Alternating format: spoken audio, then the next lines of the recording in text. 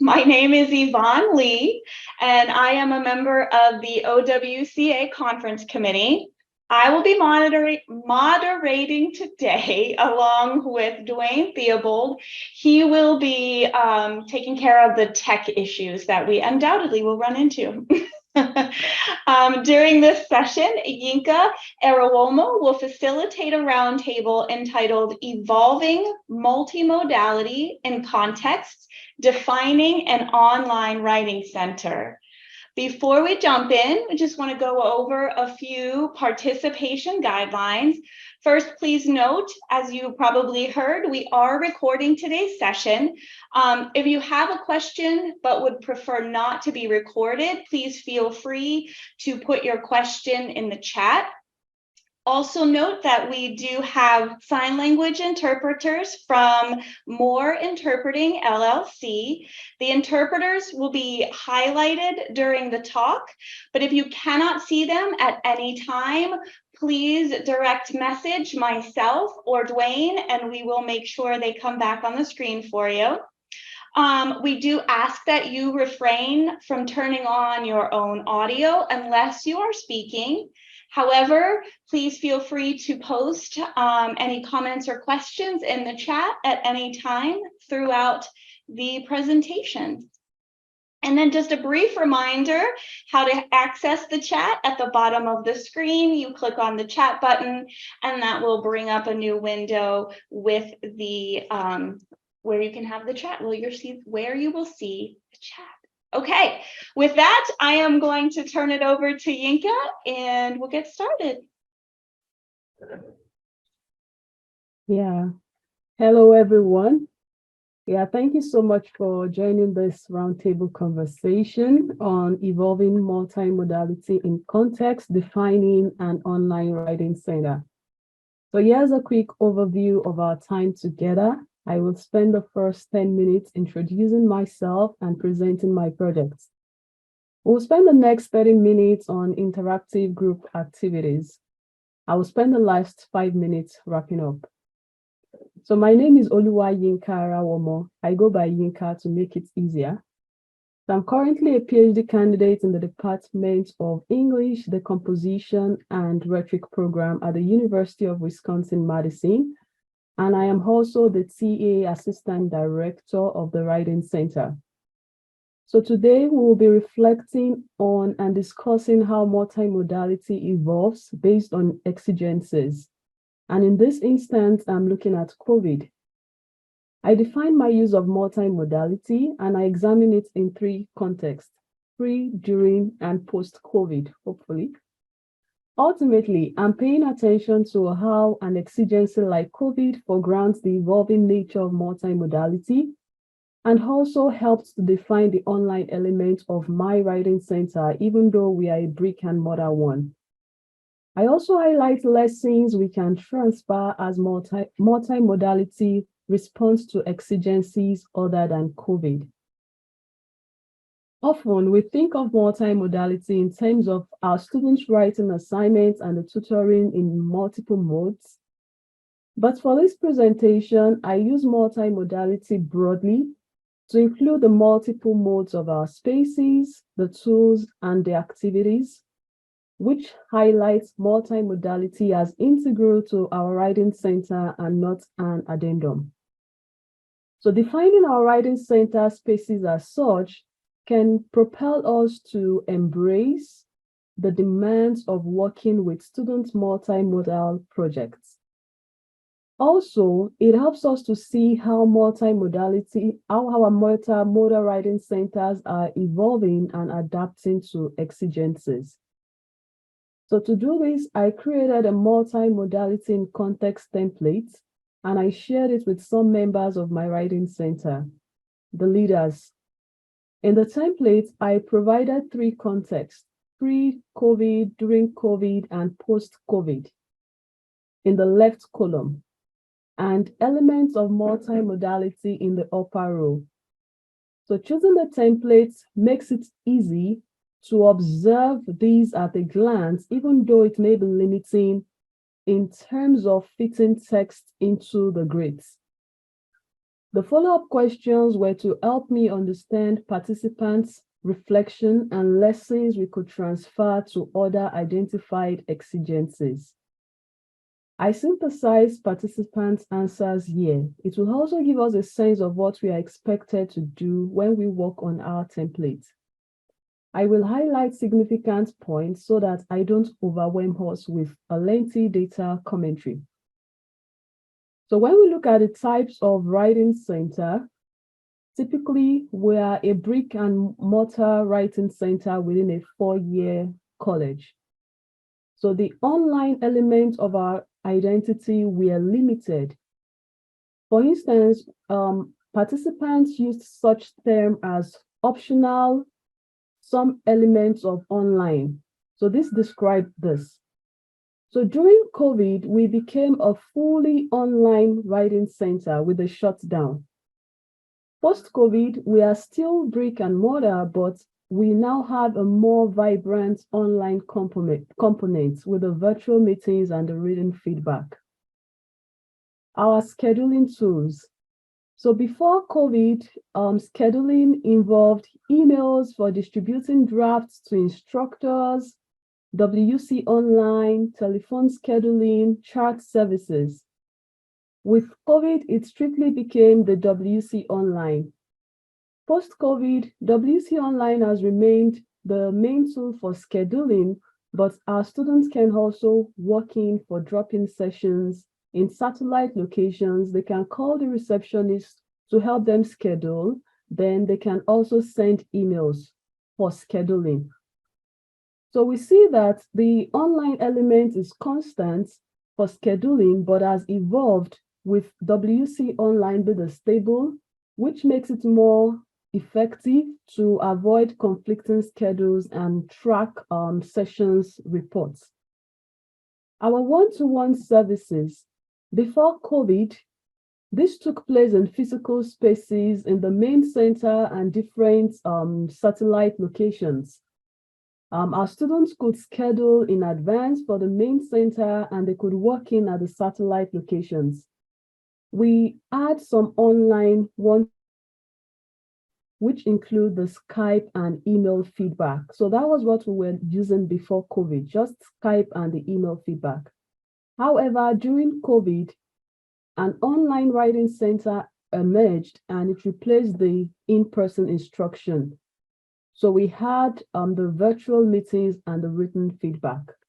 So post-COVID, we'll still have in-person basically, but we now have more online options, especially offered by instructors or tutors who are on the remote work agreements.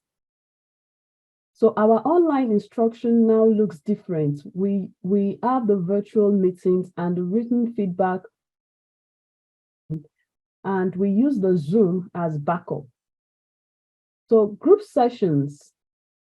Before COVID, the group sessions took place in physical spaces like the outreach locations in and out of campus and designated workshop locations. So participants registered online but attended in person. So for evaluations, we used both papers and online surveys. During COVID, workshops moved online, and we see some elements of multimodality in terms of the presentation materials and audience participation. For instance, the virtual claps and raising of hands. So some services such as the outreaches and working with community members were canceled.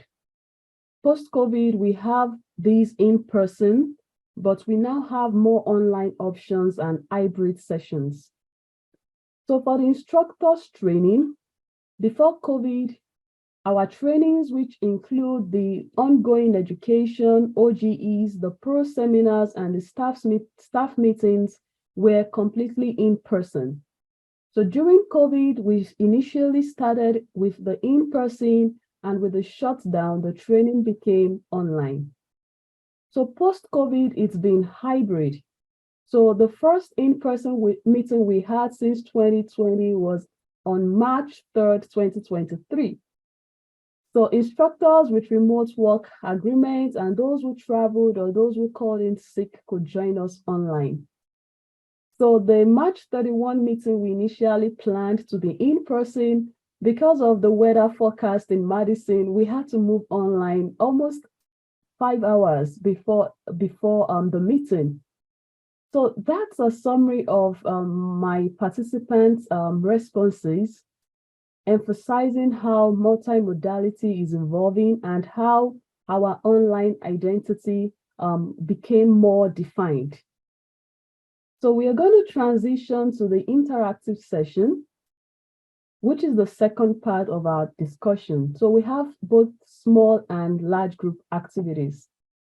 So when we return from these, I would share some concluding remarks on some of the highlights from my participants' comments and the lessons we can transfer. So we want to start with the individual activity, and I love to center reflection that empowers our conversation. So the purpose is to give us time to reflect on how multimodality was evolving in our own context, in our writing center spaces and practices based on the COVID exigency. So this would also give you time to prepare your talking points when we move to the small groups and the large group. So there is the multimodality in context templates that I've provided. I want you to fill the documents based on your own experience and highlight the different multimodal elements in terms of your scheduling tools, your one-to-one tutoring or meeting for those of us in the administrative role, the group section, and instructional training. So feel free to use the template. You can write, handwriting, you can type, you can map. Our conference today is centering multimodality. So any mode that works for you. So after 10 minutes, we would transition to the small group activity. Thank you so much.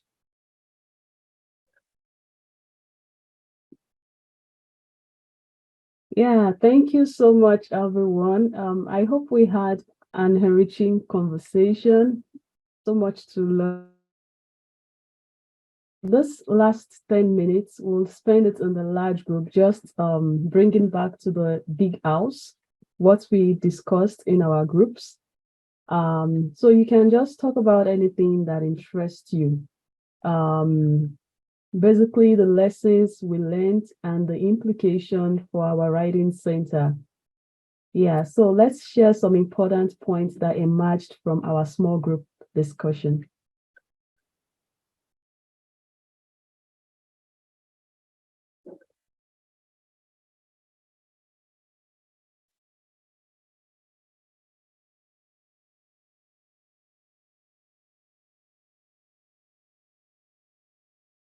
So feel free to unmute yourself or use the chat, anything that works better for you. Yeah, thank you so much. Tosin, I see your hand. Okay, hi everyone. Good evening here.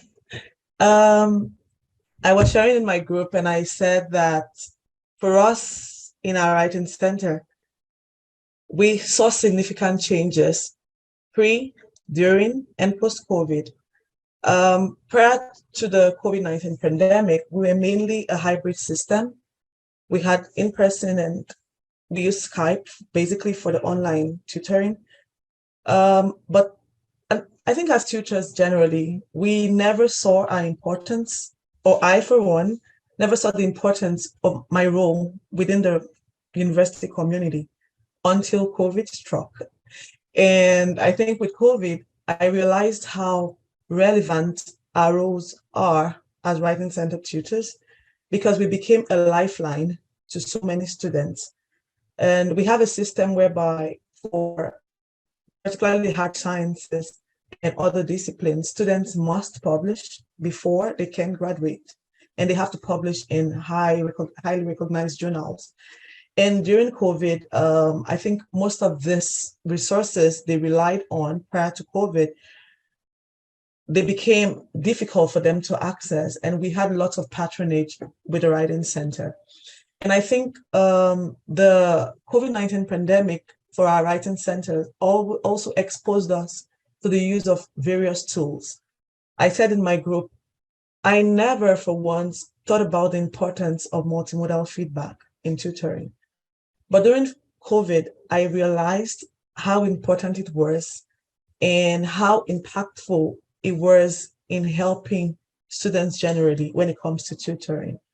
So now post-COVID, we're trying to go back to the hybrid system. We have returned back to the hybrid system, but lots of students still try to use the online tutoring sessions because I think it's more convenient and I think it gives them easy access because traveling, for example, I live about 2 hours from school. So it's a long distance getting there to tutor students. And I think the whole online idea post-COVID has also helped us impact the university environment positively. So generally, in my writing center, we can see a huge change pre, during, and post-COVID. So basically. Thank you so much, Tosin. You're welcome.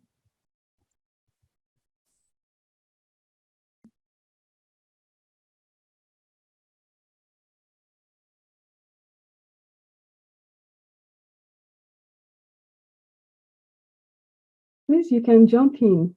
I love a vibrant conversation. So I think, can you hear me okay? Yes. Wonderful. So in our group, I think we explored the different circumstances that we can use the technologies that we just got accustomed to, during the quarantine part of the pandemic. And we, these tools and these strategies translate really well to other contexts. So like Laura had mentioned, Laura had mentioned, that a pipe in her library had burst, and so they had to close for a period of time. And during that period of time, they were able to continue to serve students by switching everything to a remote modality or an online modality. And then here at my campus, I'm at Tarrant County College. We are going through a redevelopment. We're moving into a new, temporarily a new smaller space and losing the kind of large space that we have, which means we're going to have to figure out like scheduling, like who's physically here, who can be online, and then introducing and making sure that students know when and how to access our services. But it's a lot easier to do that when people are so much more familiar with these technologies already. So we use Teams, everyone's more familiar with it now, certainly than they were back in 2019. And so that transition is a little bit easier for us, I think, than it would have been otherwise. Thank you so much. So I have someone in the chat say, similarly, that's Sharon. I'm sorry if I'm not calling your name correctly. Similarly, at my campus, we don't have space really at all. So right now we are mostly virtual. Thank you for sharing. Please, any other group that wants to share with us?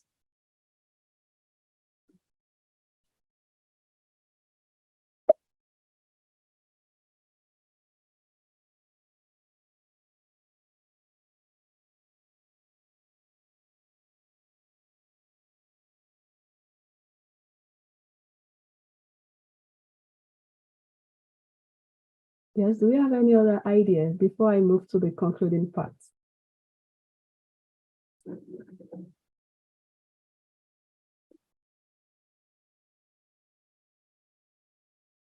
Okay, thank you so much for your insightful contributions. So I'll just put everything together. So based on my participants' responses and their reflection and the lessons they've learned, and even from some of the things I'm hearing us say, so generally, multimodality has always been present, even in our face-to-face sessions before COVID, but the virtual or the online component of our writing center became more prominent during and post-COVID. And I hear some of us say that too. So no doubt, our practices have significantly been impacted by COVID. So other exigencies that we identified were students traveling abroad, the weather, depending on where you are, sickness, but I think more importantly, what I hear my participants say and what I hear us say is accessibility, especially centering the needs of our students. So with all of these shifts, some of them are sudden, it comes with creativity and flexibility. So I think this period taught us to be more creative and to be more flexible. And there is a need to consciously approach multimodality as an integral part of our writing center and not just a backup. Also, students' needs should inform multimodality for the purpose of accessibility, and I hear some of us say this too. We should also ensure that there are multiple ways of communicating, and this is very necessary because a lot of changes are going on, things are shifting, and we want to make sure everybody is clear on what they are expected to encounter. So I just want to say thank you very much for your time, listening and sharing. So I don't know, I think we have 3 more minutes. If you have questions or any final words, but you can reach me via my email for any question. So thank you so much. I appreciate our time together.